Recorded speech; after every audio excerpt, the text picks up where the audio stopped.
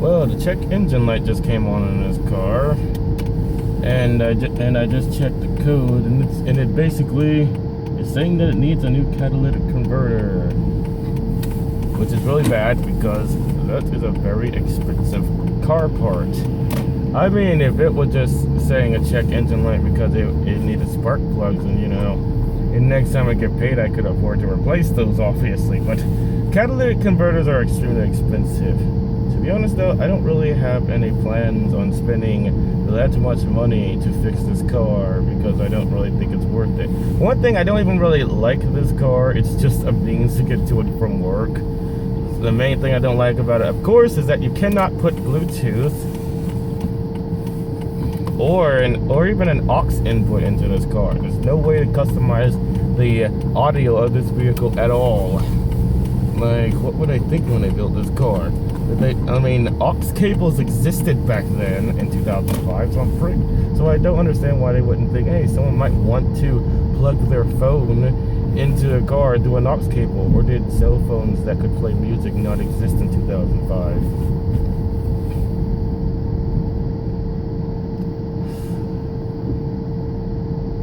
I have a temporary fix where I have this thing where it plugs into the cigarette lighter and sends out a radio signal. You plug it into the aux output of your phone, and the phone can send a radio signal to your car that you can pick up through your radio.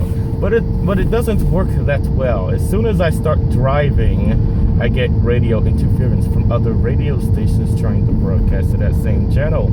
And even if I find a channel that's blank, as soon as I start moving, it still gets a signal. It's really irritating because like when you're listening to rock music, the last thing you want to hear is a banjo playing on the radio, which actually has happened to me before. It somehow got overtaken by some random radio station that was playing banjo music.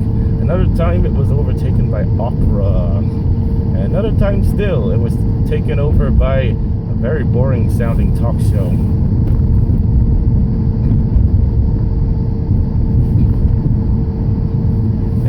And it doesn't even take a radio signal to interfere with it. Sometimes I just get static, like I'm not even really getting a strong signal, but static is interfering with my ability to hear music through the radio, and it's really irritating. So I'm currently saving up enough money for a specific car.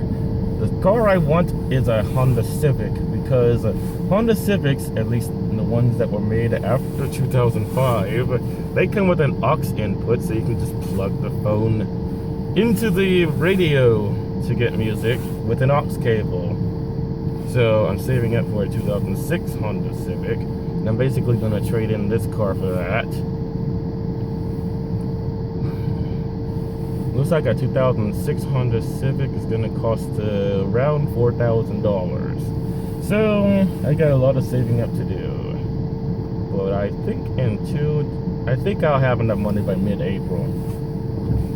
This car should last that long, even if it needs a new catalytic converter.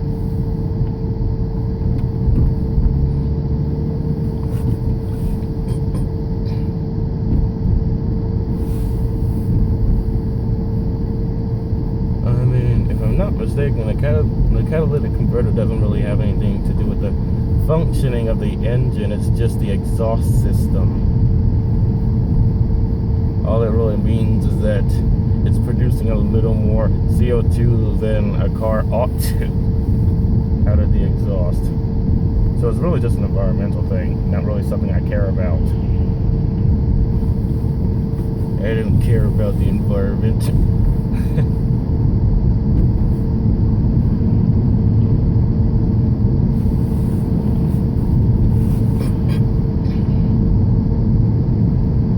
I go this way. Could have taken the highway. Oh well. Too late now. I'm going to go through all those traffic lights.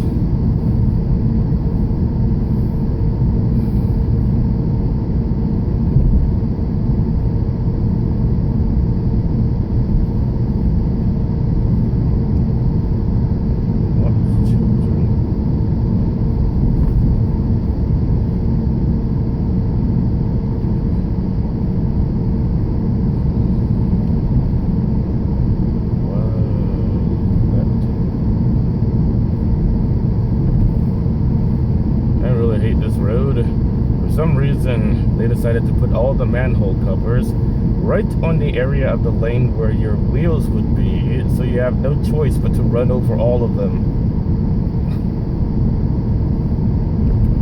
Some people cross the double solid yellow line to avoid hitting them, but I can't do that because it's like I just can't cross that line mentally.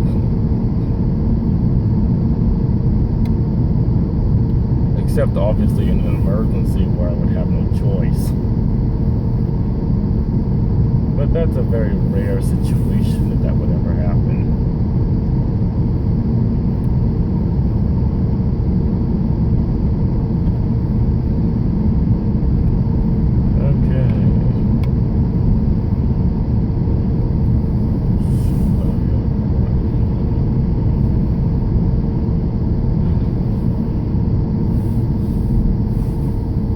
Okay.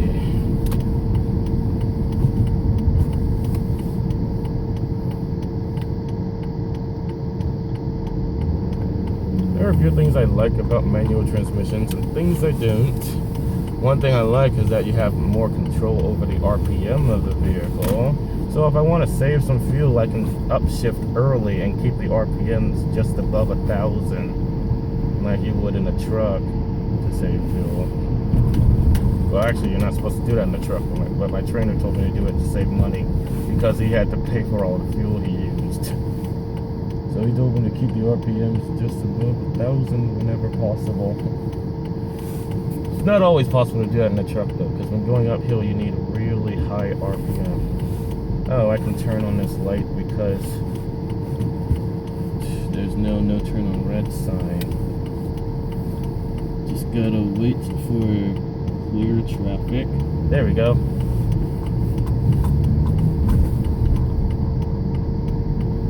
Ha ha ha ha.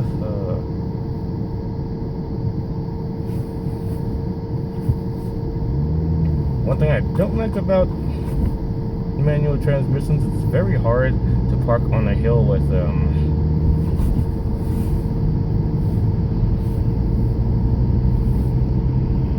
Well, on a car it is anyway. In a truck, I had no trouble parking a truck on the hill because when you let go of the clutch and release the brake, the vehicle doesn't move in any direction other than the direction you want it to go.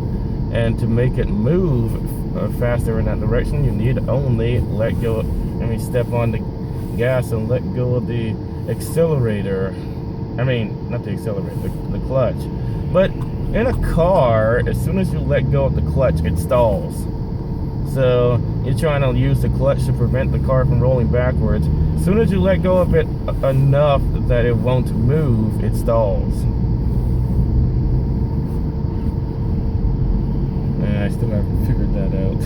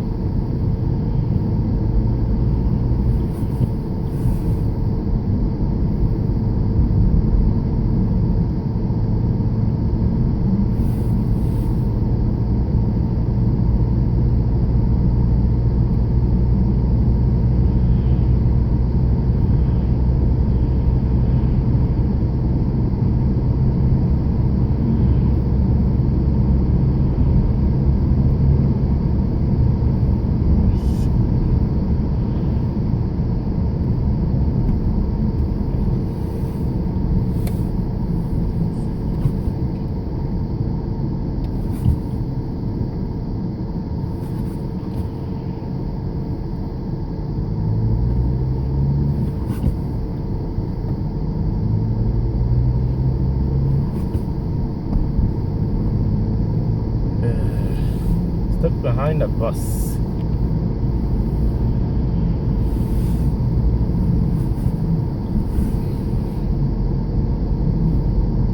And while we're on the subject of buses, I really did not like riding one. At least not in this area. The bus drivers around here are crazy. Like, they step on the brakes so hard that you practically leave your seat.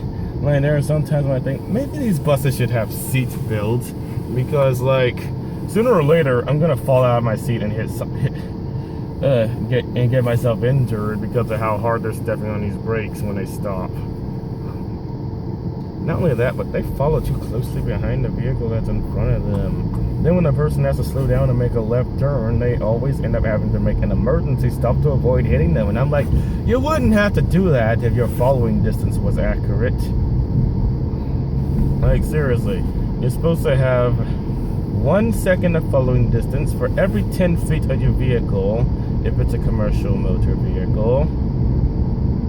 And that bus is 40 feet long, so it should have 4 seconds of distance between the vehicle in front of it. Not only that, but you should have an additional second if you're traveling faster than 45 miles per hour. The speed limit is 45 here, so they probably wouldn't have to worry about that part of the rule.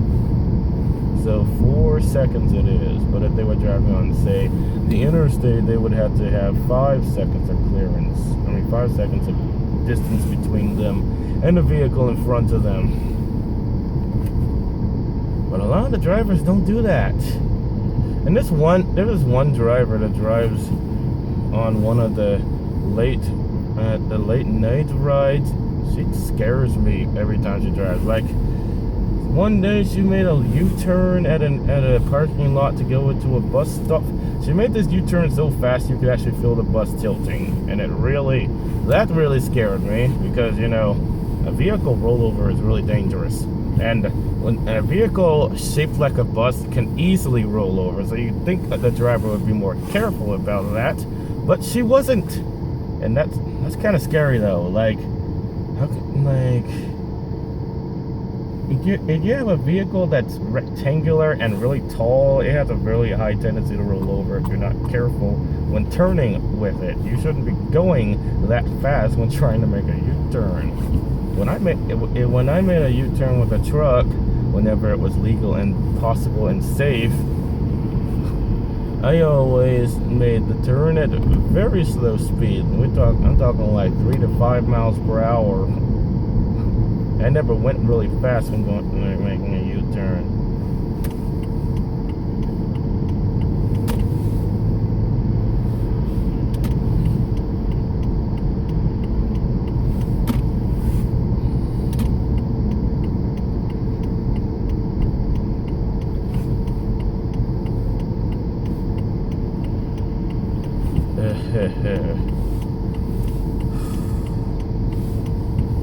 There are other things I don't like about riding the bus besides the imminent danger the drivers put me in. The other thing is, sometimes they close the door on you before you get to the door, and then when you complain about it, they act like they didn't see you. And I'm like, how could you not see me? Like, buses are equipped with mirrors as well, so you should be able to see someone walking to the bus with an intent to board the vehicle. Like, if someone is close enough to your vehicle that they're trying to climb aboard, then it should be obvious that they're trying to get on the vehicle. Like, how do you not see someone trying to get on your vehicle? Like, in this car, if I saw someone walking toward the vehicle and it looked like they were, like, it would be obvious if they were trying to get in the vehicle or not.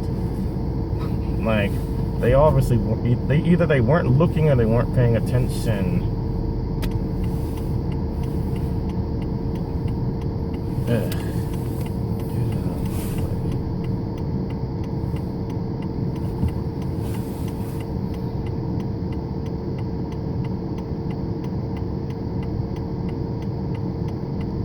Oh, that's a very close parking space to the front. The problem is, this one would require me to back up, and I hate backing up, so I'm going to take a slightly further parking space that doesn't require you to back up to get out. Backing up is one of my least favorite things to do in a vehicle, especially in a truck. It was horrible in a truck.